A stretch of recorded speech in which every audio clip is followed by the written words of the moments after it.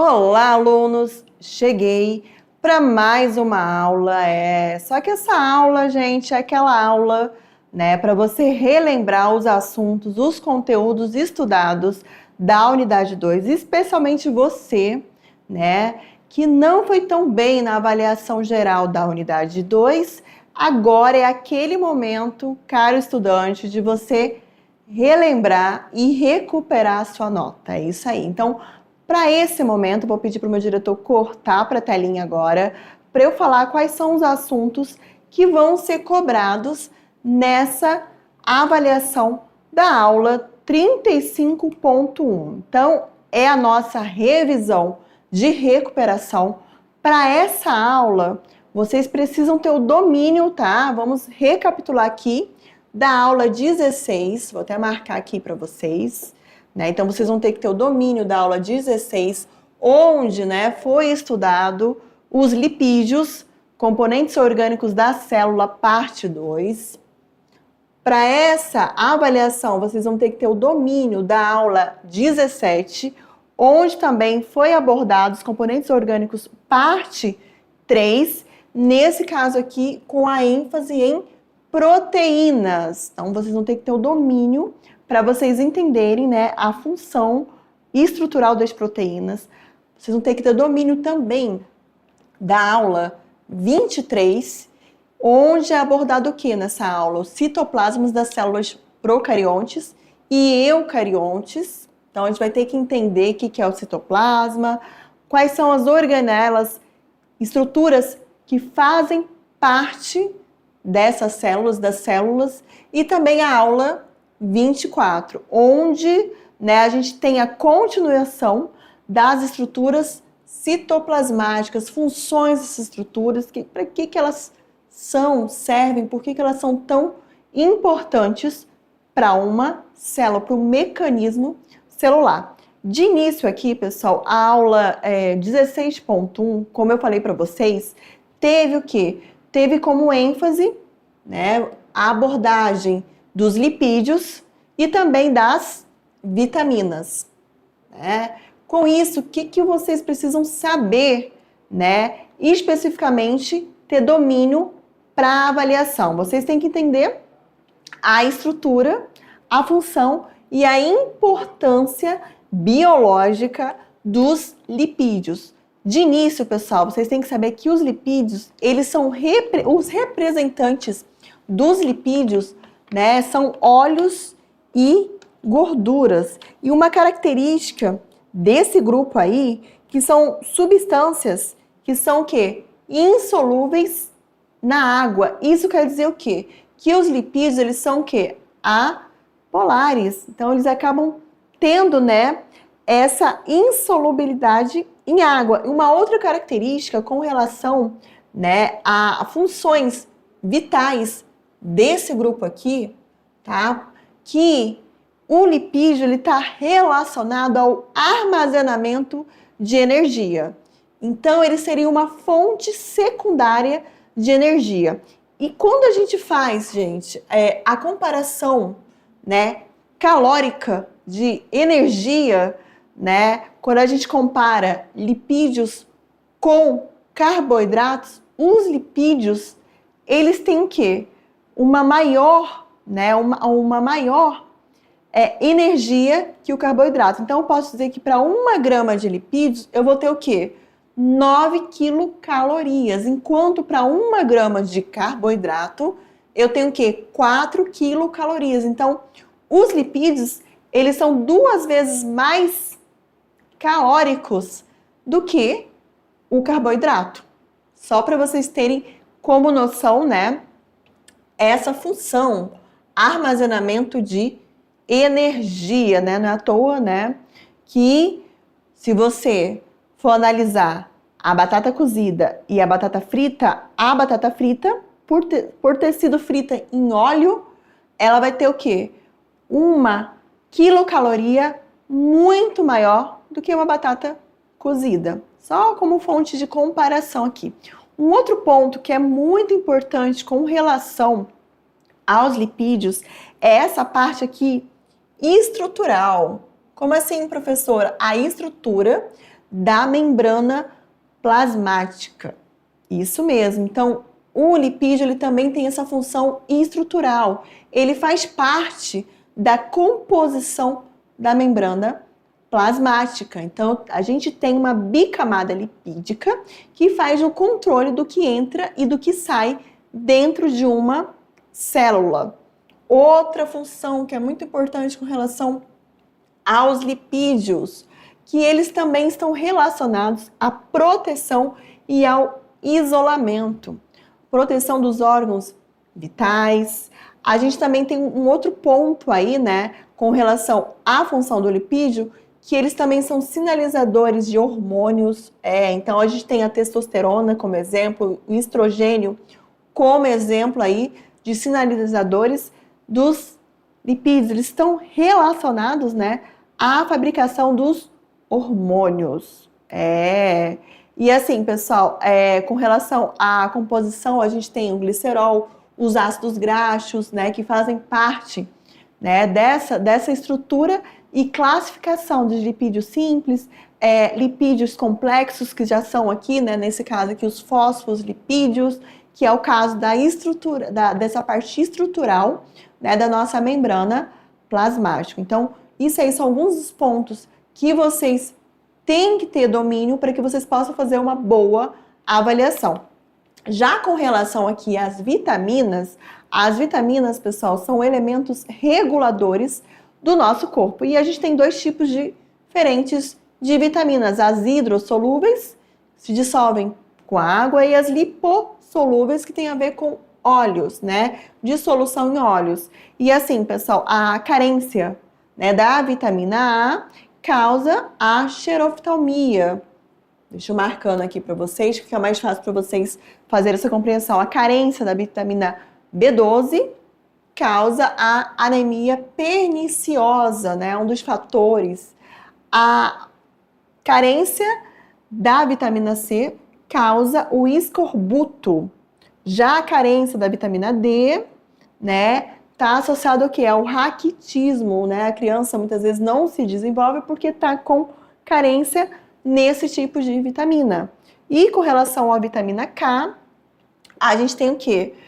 A carência da vitamina K, a deficiência da coagulação sanguínea. Então, são alguns dos fatores correlacionados à carência das vitaminas, que também é importante vocês saberem, porque em provas, né, futuras aí, que vocês venham a fazer, de repente é uma questão que possa ser abordada. E agora vamos então para a aula 17. Pessoal, a aula 17, ela aborda, né, ela tem como ponto aí principal nessa aula, que é um ponto que vocês não podem esquecer, são as proteínas. É isso mesmo, gente, as proteínas.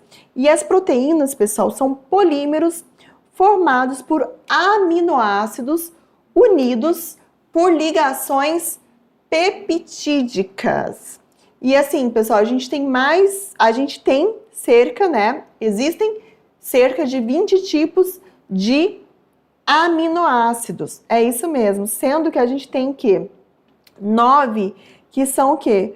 O que a gente fala que são essenciais, que o nosso corpo, ele não consegue fabricar. E a gente vai conseguir essas proteínas através do quê? Da nossa alimentação. E vem a questão da importância, né, de ter o quê? Em todas as refeições, né, que vocês possam ter, que você tenha o quê? A inserção da proteína, porque a proteína, ela está relacionada tanto ao crescimento, como também ao reparo de tecidos. Eu falo que ela as proteínas são como se fosse assim, uma casa que você vai construir, e os tijolos, né, que você precisa, né, para colocar a casa para cima. E assim, a composição, cadeia de aminoácidos ligados, unidos por ligações peptídicas, são biomoléculas essenciais para a vida, formado por um grupo de amina, né? A gente tem um radical, a gente tem o carboxila, são as estruturas que vão estar compondo as proteínas. E como eu falei para vocês, de acordo com o nível de estrutura, eu tenho proteínas do tipo primária, é como se fosse um fio longo, eu já vou ter do tipo secundária, né? Esse fio assim enrolado, é só vocês associarem aí ao caderno de vocês, a espiral, né, do caderno. Eu já vou ter essa espiral do caderno de vocês dobrada, né? Nesse caso aqui eu já vou ter a estrutura terciária, que vocês conseguem ver nessa imagem aqui com relação ao nível de estruturas, e essa estrutura dobrada com uma maior, né, o maior dobramento dessa estrutura, você já vai ter o tipo de estrutura do tipo quaternária. E assim, pessoal, primeiro ponto, né, a função estrutural, né, o colágeno, queratina, que dão suportes ao nosso corpo, né, é tudo o quê? Proteínas. Outra função das proteínas é a função enzimática. É só a gente pensar na questão das enzimas que estão correlacionadas aos processos digestórios do nosso corpo, né? Que vão acelerar a nossa digestão. Então, também, né, tá relacionado às proteínas, a questão dos transportes, né? No caso da hemoglobina, que transporta substâncias, também estão correlacionados às proteínas, assim como, né, a função de defesa. Quando eu falo do quê? Dos anticorpos, que são o quê? Que são os nossos soldados, digamos assim, quando vão à guerra, vão lutar, né? Vão lutar a favor do nosso país. E a gente tem os nossos anticorpos que lutam contra os patógenos, que podem ser vírus, bactérias, que venham, né, a entrar no nosso corpo. Então, eles vão ter essa função de defender o nosso corpo. Por isso, pessoal, a importância de se ter o quê? Uma alimentação equilibrada. Para quê? Para que todas, né, as substâncias que são importantes para o nosso corpo, elas estejam em equilíbrio para que numa eventual, né, situação que você venha, de repente, a ter ou pegar um resfriado, você não fique vários dias passando mal, né? A pessoa que tem uma boa imunidade, ela rapidamente, né, ela pode até pegar um resfriado, mas às vezes ela não vai se abater por conta daquele resfriado, porque a imunidade dela é boa, a alimentação dela é equilibrada, que faz com que o corpo, né, as células de defesa, entre a tempo em combate. Aula 23. Citoplasma das células procariontes e eucariontes. Foi falado da organização geral do citoplasma, né? As estruturas citoplasmáticas, ribossomos, peroxomos, lisossomos, bacúolos e retículos endoplasmáticos. Do citoplasma, o que vocês vão ter que saber? Que é, pessoal, um fluido homogêneo e viscoso, de água, proteínas e sais minerais e açúcares. Ele é formado, né, por esse fluido, e nesse fluido eu tenho o quê? As estruturas citoplasmáticas que vão estar mergulhadas nesse fluido aqui, né? Que vocês estão vendo. Que é um fluido que fica entre a membrana plasmática e o núcleo celular. E nessa aula aqui, quais foram as estruturas citoplasmáticas abordadas? Falamos sobre os ribossomos, que são esses pontinhos que estão aderidos ao retículo endoplasmático rugoso, que está relacionado ao quê? A síntese de proteínas, a produção de proteínas. A gente vai ter, além dos ribossomos, vamos ter uma outra estrutura que a gente chama de peroxomos, né? Que é a degradação de ácidos graxos e a detoxificação de substâncias tóxicas, né? Mais um ponto aí com relação aos peroxomos. Além dos peroxomos, a gente tem os vacúolos, né? Bem representados nos vegetais, que está relacionado também ao armazenamento de substâncias e à regulação osmótica, manter o equilíbrio celular. Um outro ponto aí, né, que também faz parte dessa aula, tem a ver com o retículo endoplasmático, que eu posso ter de dois tipos. O retículo endoplasmático liso, né, e o retículo endoplasmático rugoso. Qual é a característica de um e outro? É que o liso, ele está relacionado à produção de lipídios, tá? E o rugoso, produção de proteínas. Não é à toa que no rugoso eu tenho o quê? Eu tenho aderido neles os ribossomos, tá? além da desintoxicação do retículo endoplasmático liso e o armazenamento de substâncias rugoso. Lisossomo, aí eu posso falar do quê? Da digestão celular. Então, essa estrutura aqui, ela vai ter enzimas digestivas que vão ter, né, essa capacidade de degradar as moléculas. Então, digestão celular. E aqui, pessoal, mais, né, mais adentro aqui, retículo endoplasmático, liso, síntese de proteína, de lipídios, né, o liso, síntese de lipídios e eliminação de toxina, para ficar mais claro ainda. E o rugoso, ribossomos aderidos, síntese de proteínas para o meio extracelular, para fora da célula. Vamos manter agora uma questão aqui para a gente reforçar o que vocês já vêm vendo. Então, na coluna da esquerda, encontram-se nomes de organelas celulares e na coluna da direita, importantes processos fisiológicos. Marque a sequência que representa a correlação correta entre as duas colunas. Ribossomos, eu já sei que o ribossomo vai ser o C, síntese de proteína, C, tá? Mitocôndria, a mitocôndria, ela tá responsável pelo quê? Pela energia, então vai ser o que a mitocôndria, pessoal? Vamos lá, gente, vai ser o que? A síntese de ATP, pessoal, então 2A.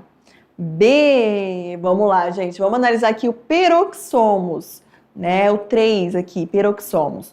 Peroxomos, ele está relacionado à desintoxicação da célula, então alternativa E.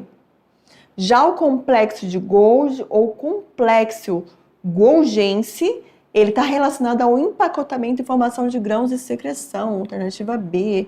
E os lisossomos, né, ele está relacionado ao quê? A digestão intracelular dentro da célula. Então, a alternativa correta é a alternativa E, o gabarito E. Esse sim é o correto. Vamos então agora para a questão não, né? Já ia para a questão de número 2, vamos agora para a aula 24, continuidade das estruturas citoplasmáticas. Vocês já viram um pouquinho ali, né? Nessa parte aqui a gente fala do complexo golgense, dos centríolos, cloroplastos e mitocôndrias. Olha aqui, gente, a gente tem aqui uma célula vegetal onde a gente consegue observar essas estruturas. Então, complexo golgense, empacotamento de substâncias. Mitocôndrias produzem a energia, o ATP, para todas as atividades celulares, né? A gente vai ter os cloroplastos, produzem substâncias orgânicas através do processo denominado fotossíntese. E aqui os centríolos auxiliam na divisão celular. Então, vamos agora para mais uma questão, questão de número 2. Assinale a alternativa em que a organela citoplasmática está corretamente relacionada à sua principal função. A alternativa A fala que a mitocôndria é armazenamento de cálcio. Não é, né? A mitocôndria está relacionada o quê? A síntese de ATP, formação de energia. Não é a alternativa A. B, lisossomo, digestão intracelular. Essa sim tá correta, pessoal. C, ribossomo, síntese de lipídio. A gente sabe que ribossomo é síntese de proteína. Complexo golgense, produção de energia, também não é. E E, retículo endoplasmático rugoso. Ele está falando que é a digestão de partículas. A gente sabe que o retículo endoplasmático rugoso também está relacionado à produção de proteínas para o meio extracelular, tá bom? E o complexo golgense, empacotamento de substâncias. Então, a alternativa correta é a alternativa B de bola. E é isso aí, pessoal. Agora é o momento da revisão, é o momento da concentração, daquele momento assim que você vai pegar a avaliação, vai ler com calma, com atenção, lembrando que a questão que é objetiva é apenas uma alternativa que está correta. É isso mesmo. Então, gente, desejo aí vocês, alunos, que vocês recuperem, tá? A nota de vocês, é isso mesmo, e uma boa avaliação. Tchau!